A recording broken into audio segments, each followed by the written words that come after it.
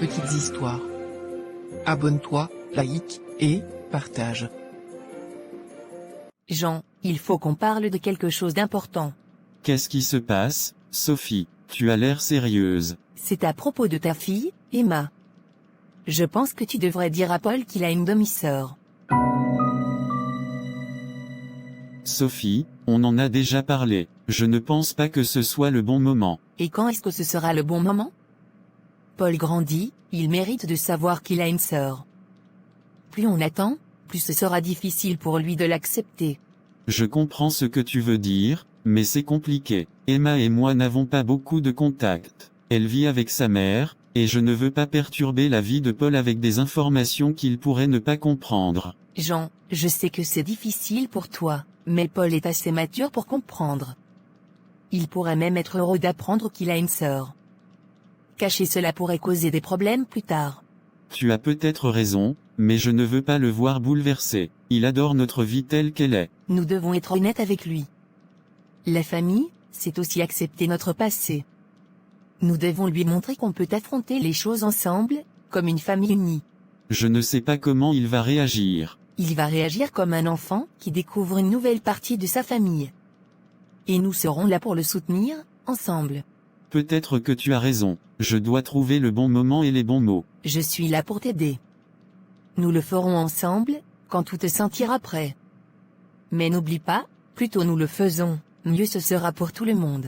D'accord, on le fera bientôt. Merci de m'aider à voir les choses sous un autre angle. Toujours, mon amour. Nous sommes une équipe. Paul, tu es une personne merveilleuse. Vraiment. Tu as été tellement gentil et attentionné avec moi, et je suis très reconnaissante pour tout ce que tu as fait. Merci, Clara. Mais pourquoi est-ce que tu dis ça maintenant? Parce que je ne pense pas que je sois la bonne personne pour toi. Tu mérites quelqu'un qui puisse t'apprécier à ta juste valeur, quelqu'un qui puisse t'aimer comme tu le mérites. Qu'est-ce que tu racontes? On a toujours été bien ensemble, non? Oui, mais je sens que je ne suis pas assez bien pour toi. Tu es tellement généreux, attentionné et plein de qualités. Je ne me sens pas à la hauteur. Clara, c'est absurde. Tu es incroyable à mes yeux. Pourquoi penses-tu cela? Parce que je le sais, Paul. J'ai beaucoup réfléchi et j'ai réalisé que je ne peux pas te donner ce que tu mérites. Tu mérites quelqu'un qui te comprenne complètement, qui soit là pour toi chaque instant. Clara, je ne comprends pas. Je t'aime. Pourquoi devrions-nous mettre fin à notre relation? Parce que c'est mieux pour toi, Paul. Tu trouveras quelqu'un d'autre, quelqu'un qui saura vraiment t'apprécier et te rendre heureux. Je ne veux pas te retenir dans une relation où je ne peux pas être tout ce dont tu as besoin. Est-ce que c'est vraiment ce que tu veux? Oui, Paul. Je veux que tu sois heureux, même si cela signifie que je dois te laisser partir. Tu es une personne incroyable et tu mérites tout l'amour du monde. Je te souhaite sincèrement de le trouver. C'est dur à entendre, Clara.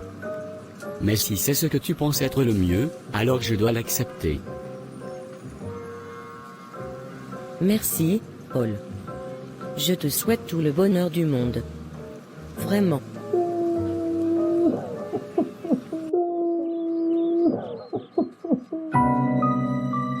Tu veux en parler, mon chéri?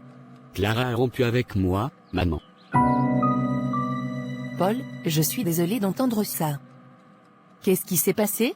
Elle dit qu'elle n'est pas assez bien pour moi, que je mérite mieux. Je ne comprends plus rien. Depuis que j'ai 20 ans, je n'arrive pas à avoir une relation stable. Ça dure toujours maximum 2 ans, et ensuite ça se termine. Et tu penses savoir pourquoi? Je ne sais pas. Je suis fatigué de toujours recommencer à zéro. À chaque fois, je dois raconter ma vie à une nouvelle femme, dire « Salut, moi c'est Paul, j'ai 26 ans, et blablabla, c'est épuisant, maman. Je ne veux plus passer par là. » Je comprends, Paul. C'est vraiment difficile de voir ces relations échouer, surtout quand on y met tout son cœur. Je fais tout ce que je peux pour que ça marche, mais rien ne tient. J'ai l'impression que quelque chose ne va pas chez moi. Il n'y a rien de mal chez toi, mon chéri. Parfois, les choses ne fonctionnent pas simplement parce que tu n'as pas encore rencontré la bonne personne. C'est facile à dire, mais chaque rupture me laisse de plus en plus vidé. J'ai peur de ne jamais trouver quelqu'un avec qui ça durera. Paul, l'amour vrai est patient et se manifeste souvent quand on s'y attend le moins. Le fait que tes relations n'aient pas duré ne signifie pas que tu es destiné à être seul. Ça signifie simplement que tu n'as pas encore trouvé celle qui est faite pour toi. Mais comment le saurais-je? Comment puis-je savoir que ça va marcher cette fois-ci? Quand tu rencontreras l'amour de ta vie, tu le sauras. Les choses avanceront naturellement, sans que tu aies à forcer quoi que ce soit. Vous vous comprendrez sans effort, et les défis que vous rencontrerez ne vous sépareront pas, mais vous renforceront. Et si je ne la rencontre jamais? Tu la rencontreras, Paul. Je crois en toi et en ta capacité à aimer. Ne perds pas espoir à cause des échecs passés. Ces expériences te préparent simplement pour quelque chose de vraiment spécial. Merci, maman. C'est rassurant d'entendre ça.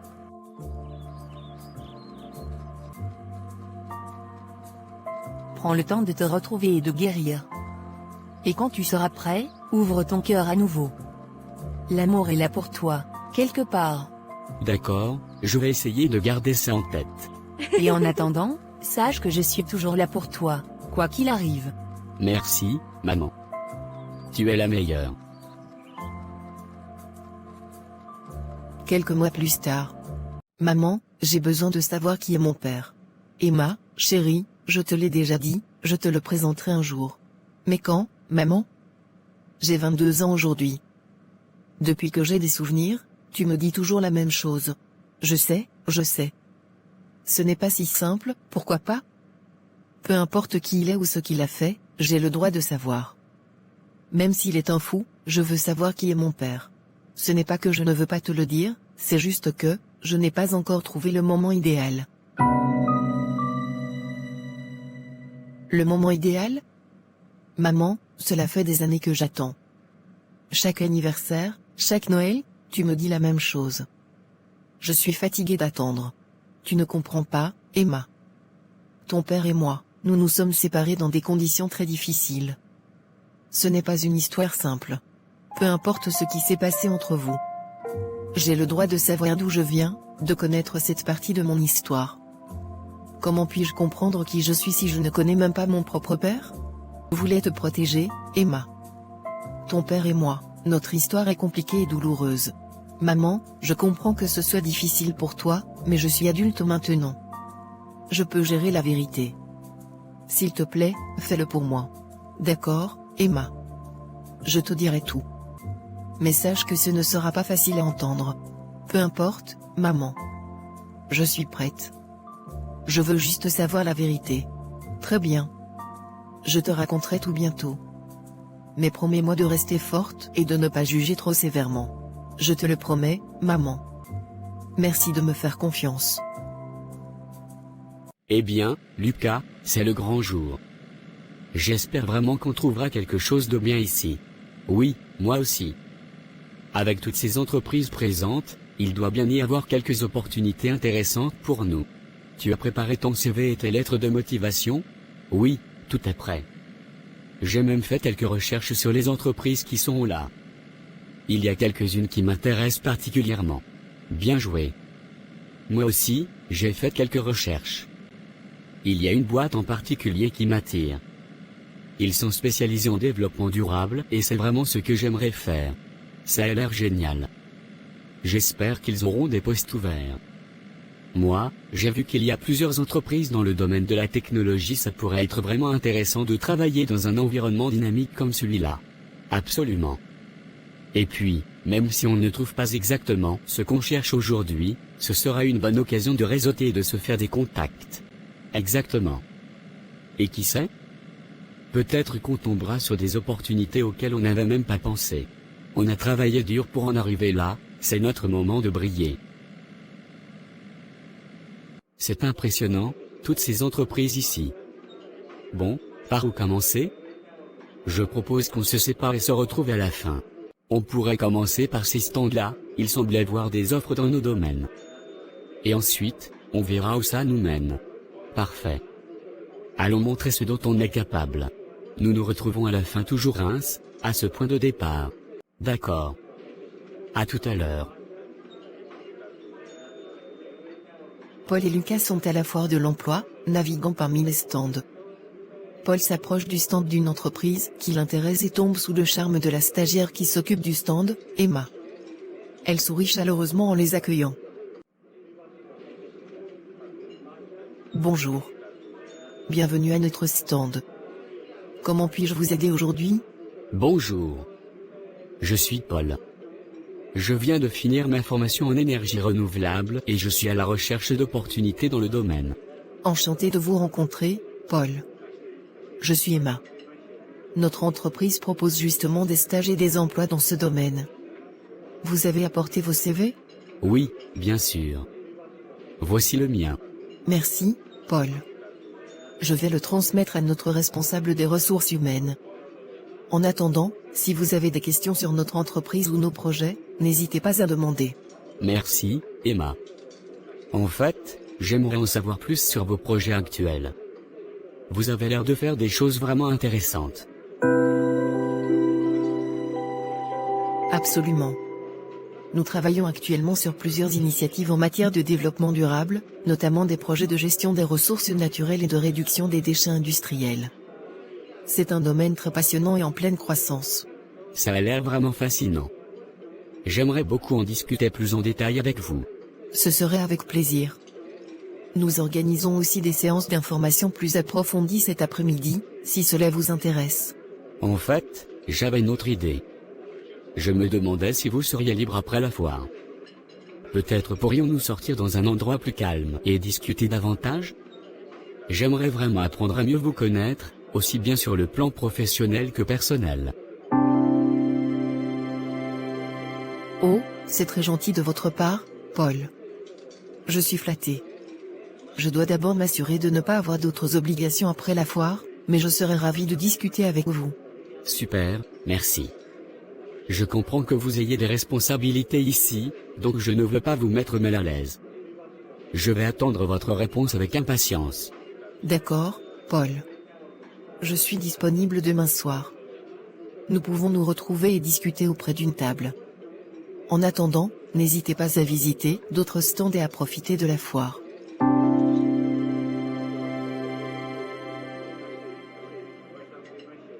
Merci, Emma. À demain alors.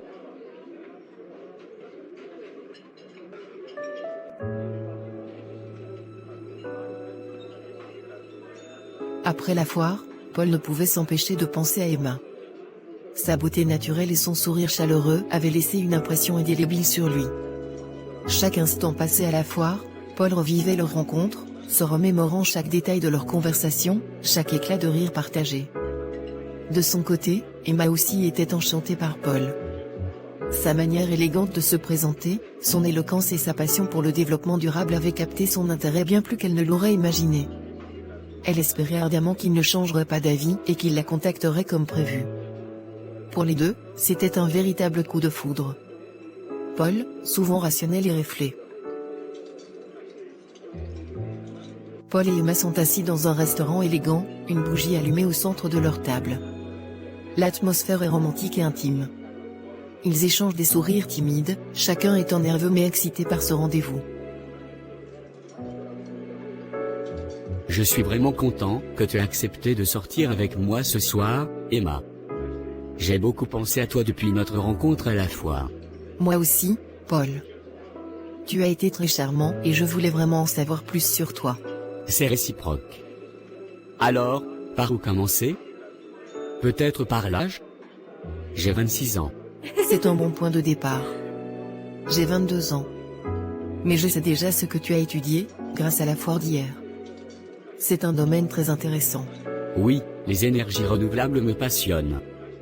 Et toi, Emma, que fais-tu exactement dans ton entreprise? Je suis stagiaire en communication. J'aime beaucoup ce que je fais, c'est vraiment stimulant. Dis-moi, as-tu des frères et sœurs? Non, je suis enfant unique. Et toi? Moi aussi. C'est intéressant, ça nous fait un point commun de plus. Est-ce que tu es chrétien, Paul? Oui, je crois en Dieu. Je ne suis peut-être pas le plus fervent des pratiquants, mais j'ai toujours gardé la foi. Moi, je suis chrétienne, fervente croyante. Toute ma vie est basée sur les principes de Dieu. Waouh, c'est intéressant. Et en ce qui concerne ta vie amoureuse passée, combien de copines as-tu? J'ai eu plusieurs relations. Elles n'ont jamais vraiment abouti. Chaque fois, quelque chose n'allait pas. Peut-être que je faisais quelque chose de mal, je ne sais pas. Je comprends, ce n'est forcément pas toujours toi le fautif. Peut-être tu ne tombais pas juste sur les bonnes personnes. De mon côté, tu es le premier homme que j'apprends à connaître de cette façon. Je me suis toujours préservé pour mon futur mari. Vraiment? C'est admirable, Emma. C'est vraiment rare de nos jours à 22 ans. Oui. Selon la Bible, la fornication est interdite. Je veux vivre une relation qui respecte les principes de Dieu. Cela signifie pas de sexe avant le mariage. C'est très important pour moi. Je comprends et je respecte cela. Tu sais, ayant essayé plusieurs relations sans succès, je me dis que je faisais peut-être quelque chose de mal. Alors, essayer quelque chose de nouveau et de plus respectueux, ça me semble une bonne idée. Je suis prêt à marcher selon les principes de Dieu avec toi, Emma. Merci, Paul. Ça signifie beaucoup pour moi. Je suis ravi de voir que tu es ouvert à cela. Je veux vraiment que cette relation fonctionne. Et si cela signifie suivre ces principes, alors je suis tout à fait d'accord. Merci, Paul. J'ai l'impression que nous allons vivre quelque chose de beau ensemble. Moi aussi, Emma. Moi aussi. Ils continuent de discuter et de rire tout au long de la soirée, chacun découvrant davantage l'autre, posant les bases d'une relation profonde et respectueuse.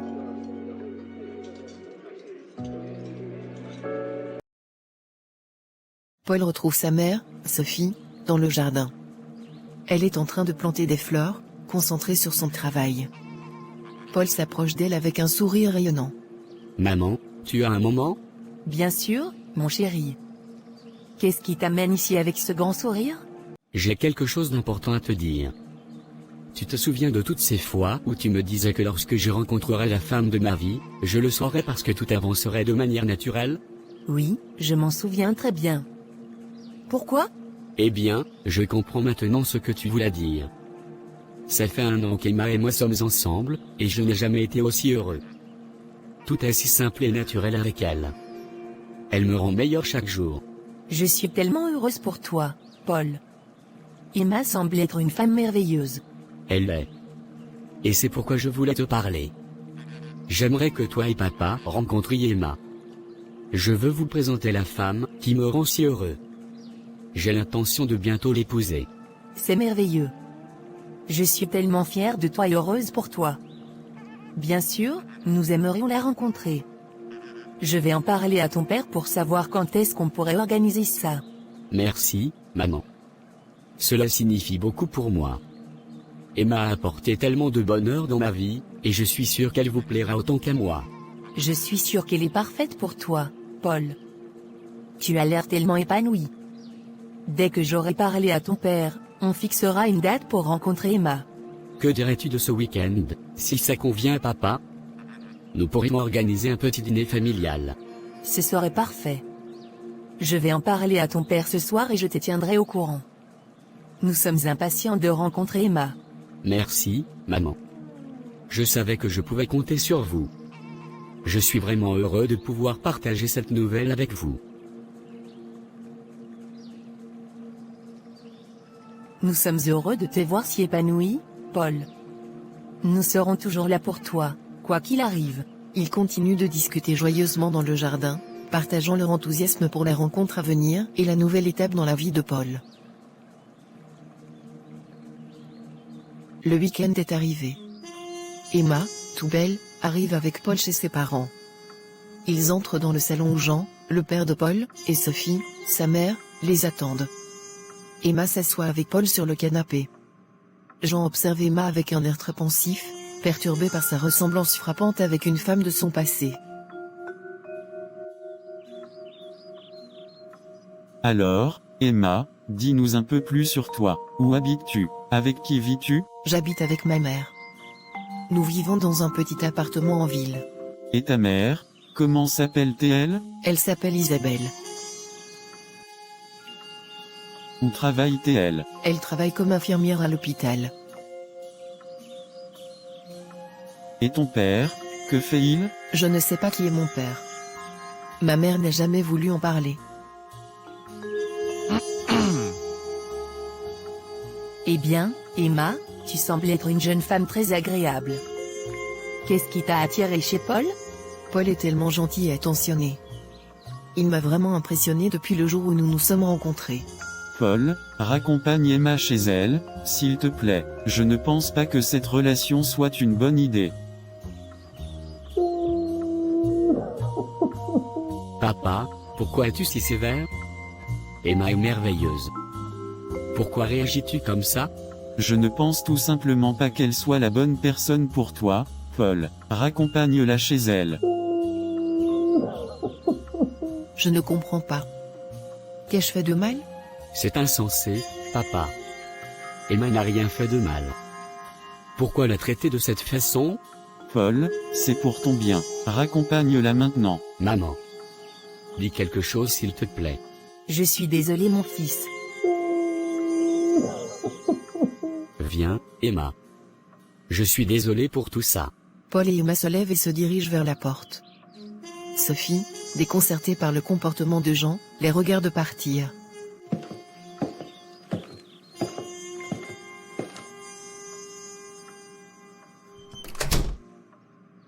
Jean, qu'est-ce qui te prend?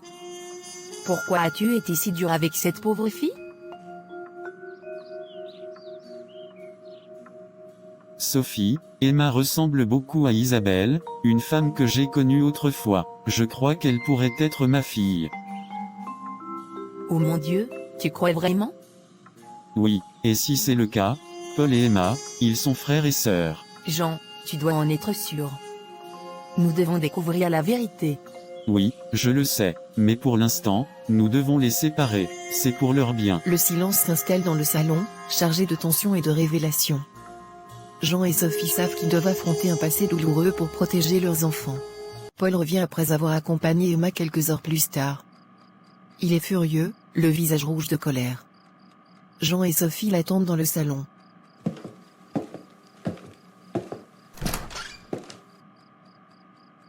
Papa, tu me dois des explications.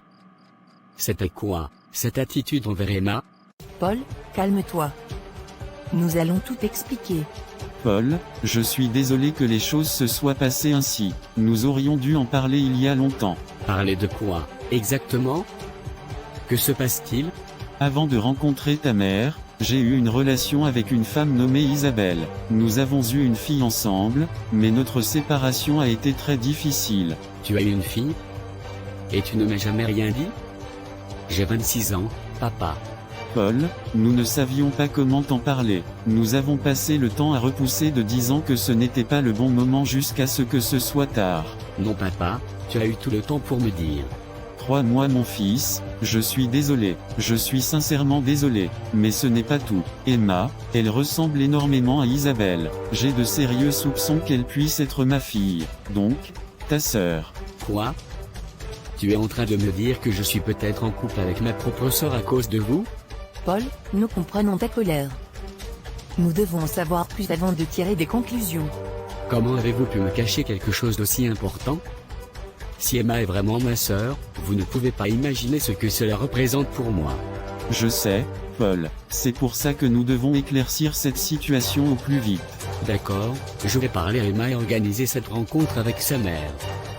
Mais je vous préviens, si cela se confirme, je ne sais pas si je pourrai jamais vous pardonner.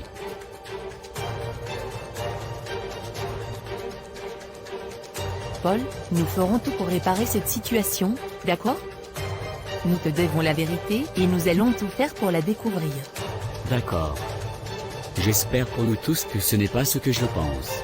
Paul sort de la pièce, laissant Jean et Sophie dans un silence lourd de culpabilité et d'incertitude. Nous devons être prêts pour cette rencontre, Jean. Oui, nous devons l'être, pour Paul, et pour Emma.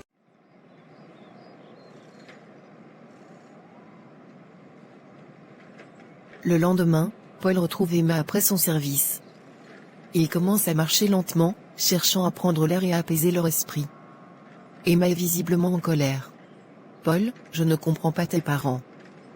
Pourquoi ne veulent-ils pas de moi? Qu'ai-je fait de mal? Emma, ce n'est pas ce que tu penses. Ils ont une raison, mais ce n'est pas parce qu'ils ne t'aiment pas. Alors pourquoi? Dis-moi pourquoi ils ne nous donnent pas leur bénédiction. Nous ne pouvons pas continuer comme ça si tes parents nous désapprouvent. Écoute, Emma. Il y a quelque chose de très important que je dois te dire.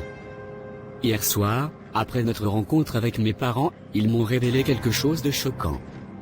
Mon père pense que tu pourrais être sa fille. Quoi? Mais, comment est-ce possible? Avant de rencontrer ma mère, mon père a eu une relation avec une femme nommée Isabelle. Ils ont eu une fille ensemble, mais ils se sont séparés dans des conditions très difficiles. Il pense que tu ressembles beaucoup à Isabelle. Oh mon Dieu, tu veux dire que, nous pourrions être frères et sœurs? Oui, c'est une possibilité. C'est pour ça qu'il est crucial que nous organisions une rencontre avec ta mère, Isabelle, pour en avoir le cœur net. Paul, je ne sais pas quoi dire. J'ai toujours voulu connaître mon père, mais jamais je n'aurais imaginé que ce serait dans de telles circonstances. Emma, je sais que c'est difficile. Crois-moi, je suis aussi dévasté que toi. Mais nous devons le faire. Pour nous deux. D'accord, Paul. Nous allons organiser cette rencontre. Mais, et si c'est vrai? Que ferons-nous? On ne peut pas y penser pour l'instant. Nous devons d'abord savoir la vérité. Ensuite, nous verrons comment gérer la situation. Très bien. Je vais causer avec ma mère ce soir et organiser une rencontre. Merci, Emma. Peu importe ce qui arrive, sache que je tiens énormément à toi. Moi aussi, Paul. J'espère juste que ce n'est pas vrai. Ils continuent à marcher, se soutenant mutuellement dans cette période d'incertitude. Quelques jours plus tard, Paul et Emma ont réussi à organiser une rencontre avec Isabelle, la mère d'Emma, chez les parents de Paul. Tous sont assis dans le salon des parents de Paul. Dès qu'ils voient Isabelle entrer, Jean commence à pleurer. Isabelle, je ne peux pas y croire. Après toutes ces années. Isabelle, je ne peux pas y croire. Après toutes ces années. Jean. C'est vraiment toi. Je ne pensais pas que nos chemins se croiseraient ainsi. Jean, Isabelle.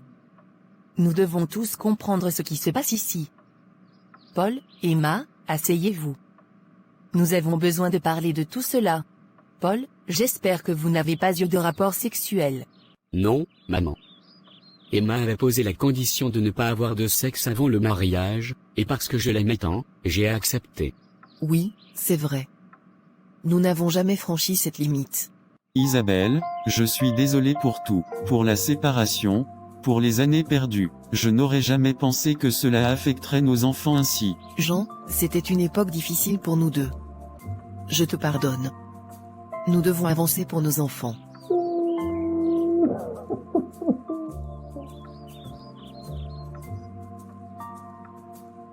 Emma, j'ai toujours voulu avoir une sœur. Même si cela signifie que nous ne pouvons pas nous marier, je suis tellement reconnaissant pour l'amour que tu m'as montré. Tu m'as fait croire en l'amour et m'as montré que je pouvais être aimé pour ce que je suis. Paul, tu seras toujours spécial pour moi. Je suis heureuse d'avoir découvert cette vérité avant qu'il ne soit trop tard. Tu seras toujours dans mon cœur comme mon frère. Nous avons découvert que nous sommes liés d'une manière que nous n'aurions jamais imaginée. Et même si nous ne pouvons pas être ensemble comme nous le voulions, je suis heureux que la vérité soit connue avant que ce ne soit tard. Moi aussi, Paul. Nous avons tous fait des erreurs, mais l'important est de se pardonner et de ne plus vivre dans les secrets. Oui, nous devons Paul et Emma, nous sommes ici pour vous. Nous devons surmonter tout cela ensemble. Merci à tous. Je pense que cette situation nous rapproche en tant que famille et nous rappelle l'importance du pardon et de la vérité. Ils se tiennent tous les mains, promettant de ne plus vivre dans les secrets et de se soutenir mutuellement comme une vraie famille. Leur promesse scelle un nouveau chapitre dans leur vie, fondé sur la vérité et le pardon, permettant à chacun de commencer à guérir et à avancer ensemble. As-tu aimé cette histoire? Alors, partage, like et abonne-toi pour ne pas rater d'autres histoires intéressantes. À bientôt!